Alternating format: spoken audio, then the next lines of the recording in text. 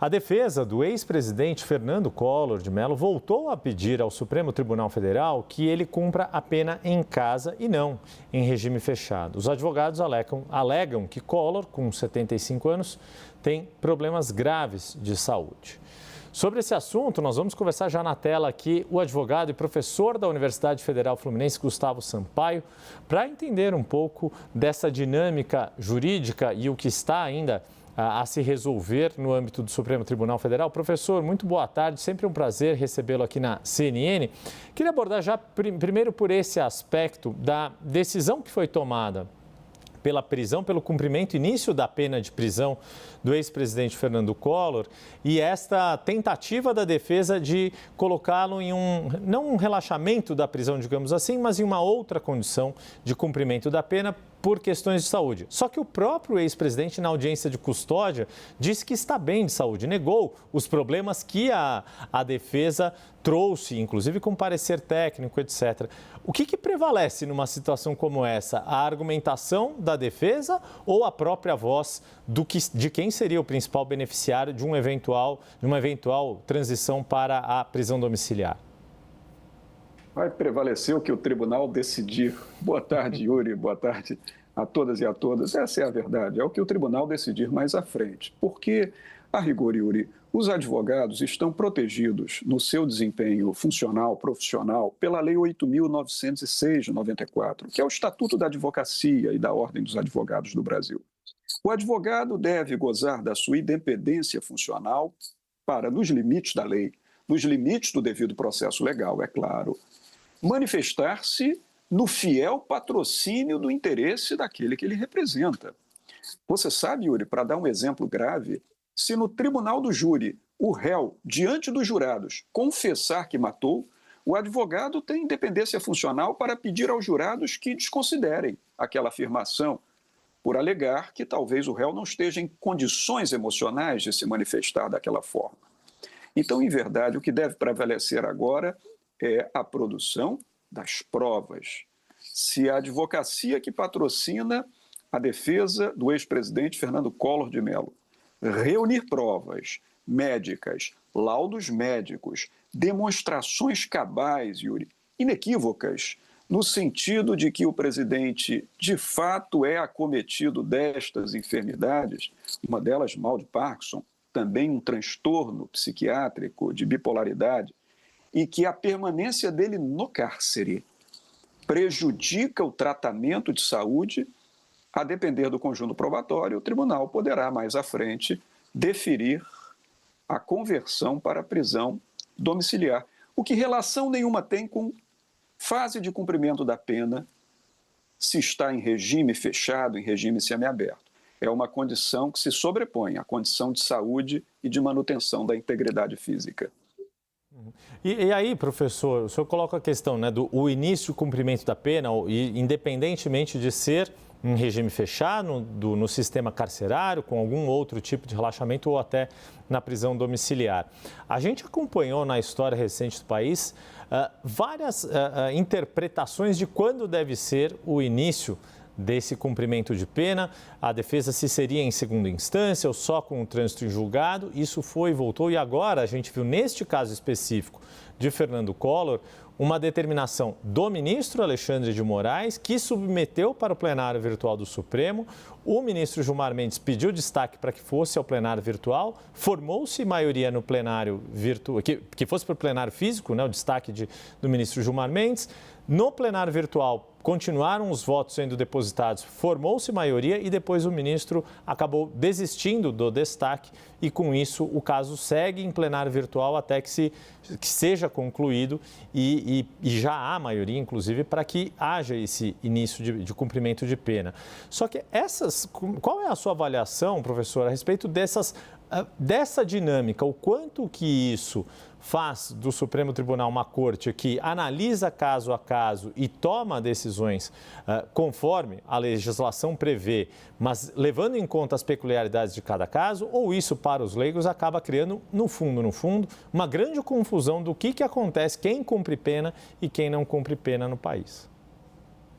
Para o leigo é um pouquinho difícil de entender, mas tem explicação aqui, Yuri. É porque, em verdade, A discussão em torno do momento inicial de cumprimento de pena, se é necessário aguardar o julgamento do segundo grau de jurisdição, ou se, como diz a Constituição, pelo princípio da presunção de inocência, não cabe a ninguém considerar ninguém culpado sem o trânsito em julgado de sentença penal condenatória. Então, enquanto houver recurso, não se tem como possível afirmar o início do cumprimento da pena. Esse diálogo é um diálogo histórico no Brasil. Recentemente voltou ao Supremo Tribunal Federal por conta dos feitos da Operação Lava Jato. Mas aqui no caso do ex-presidente Fernando Collor de Mello, Yuri, há uma diferença.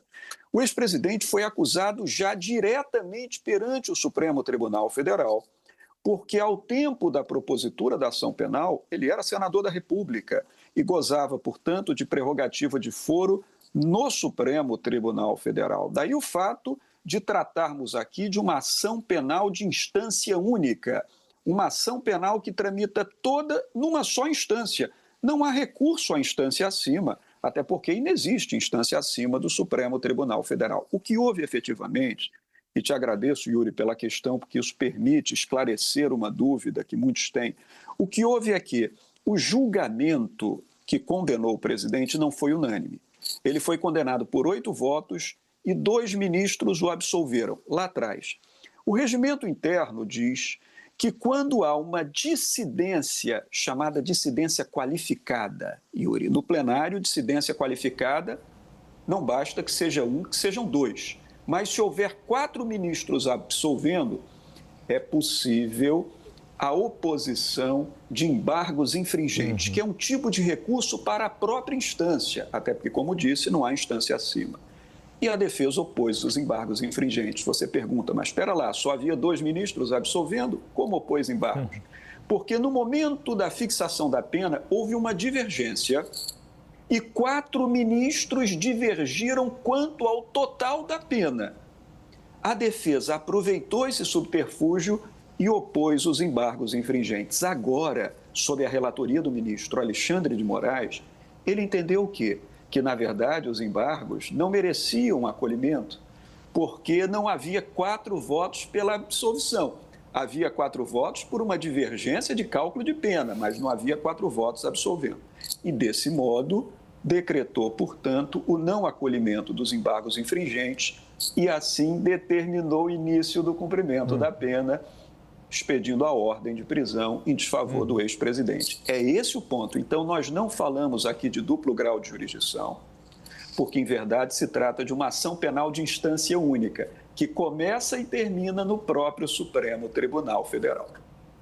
Pois é. O professor, deixa eu aproveitar, então, esse ponto, esses embargos infringentes, eu confesso né, como um jornalista que estudei 1 ano só de direito, junto com o meu primeiro ano de jornalismo, embargos infringentes se tornaram nacionalmente conhecidos na imprensa lá na época do julgamento do Mensalão, em 2012, justamente porque houve, em alguns casos, esta discussão. O Supremo avaliou que cabia embargos infringentes quando houvesse essa divergência qualificada, como o senhor apontou.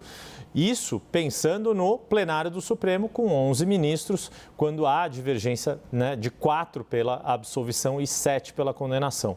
No caso das turmas, em que são 5 os ministros, e pergunto isso de uma forma geral, claro que também já pensando no que pode acontecer com o julgamento da denúncia que a Procuradoria-Geral da República apresentou em relação àquela trama golpista. Porque lá são 5 ministros. Também caberia algum tipo de embargo infringente se houver, por exemplo, uma divergência de 3-2? É esta a leitura ou não? Pelo fato de ser um quórum menor de 5 ministros, nem isso cabe para as defesas em caso de condenação ou para o próprio Ministério Público em caso de absolvição de algum réu. Esse questionamento é nada menos que fundamental, porque o regimento interno do Supremo Tribunal Federal, Yuri, ele, quando fala da divergência qualificada, se refere aos feitos de competência do plenário. O plenário é composto por 11. E ele diz, o julgamento deve ser, na melhor das hipóteses, por 7-4. Pode ser por 8-3, mas se for por 8-3, não caberão os embargos. Se for por 6-5, caberão os embargos. Mas o regimento silencia em relação a essa minoria qualificada nas turmas, compreende? Então, o entendimento que tem prevalecido na própria jurisprudência da Corte é que esses embargos infringentes também são cabíveis no âmbito das turmas, fazendo-se a proporcionalidade adequada, Yuri, à luz do próprio regimento. Ou seja, se no plenário há que ter 4 ministros divergentes, então na turma, um ministro divergente não decreta a possibilidade de embargos infringentes, e sim 2 ministros divergentes em 3. Lembrando, e você citou muitíssimo bem o caso do mensalão, quando aquilo tomou vulto nacional, o recurso se tornou conhecido, embora ele esteja previsto também na lei federal, no Código de Processo Penal. Mas é para notar que no caso da ação penal 470, que ficou conhecida como mensalão, os embargos foram manejados e nem sempre sobre todos os crimes objeto de condenação. Às vezes, o réu tinha sido condenado por 3 crimes, 2 deles por unanimidade, mas um deles por 7-4. Então, ele embargava em relação a essa condenação que continha em si uma divergência qualificada. No caso das turmas, se nós tivermos nessa ação penal rumorosa agora, do caso dos crimes contra o Estado Democrático de Direito, se tivermos 2 ministros pela absolvição, caberão embargos infringentes do julgado. E lembrando que muitos desses, aliás, por enquanto, né, todos os réus estão denunciados, aqueles que se tornaram réus, por 5 crimes, então a gente pode ter justamente esse tipo de situação.